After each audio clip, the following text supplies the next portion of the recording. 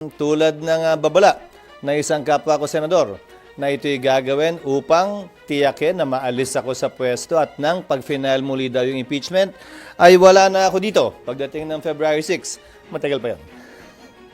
But having said that, allow me to answer the malicious, I will say malicious, ill-timed article that came out against me in relation to the flood control press con of the President yesterday. Number one, ang sinabi ng Pangulo kahapon, mga completed flood control projects mula 2018 na nagkakahalaga ng humigit kumulang 550 billion pesos. Sinabi niya, wala siyang aligasyon, pero 15 kontratista ang nakakuha ng ganong kalaking pondo. Ang lumabas na artikulo, kinikilala ko, kaibigan ko, kababayan ko, tiga Sorsogon, contractor siya. Pero ang nakuha niya ay 5.4 billion di umano. Wala pang 1% ng kabuuang pondo na sinasabi ng Pangulo sa flood control.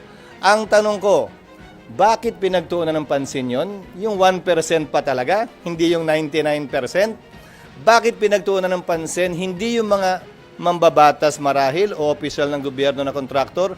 Hindi naman ako kontraktor. Hindi ako bahagi na anumang negosyo kaugnay sa construction o supply sa pamahalaan mula nung pumasok ako sa gobyerno noong 1998. Sa katunayan, yung mas malaking bahagi ng pondong di umano nakuha nung kontratistang tiga Sorsogon ay nakuha niya bago pa ako naging senador muli noong 2022. Ayon mismo sa datos na pinresenta ng Pangulo kahapon.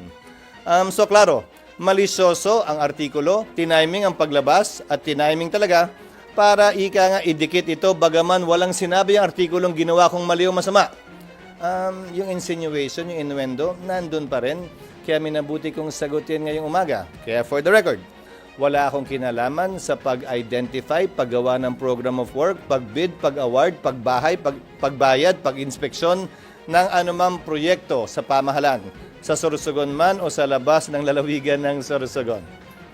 Meron kaming bibigay sa inyong data tungkol sa kinal naming figures kung saan papatunayan nun na wala pa nga ako dito nung karamihan yon ay nakuha.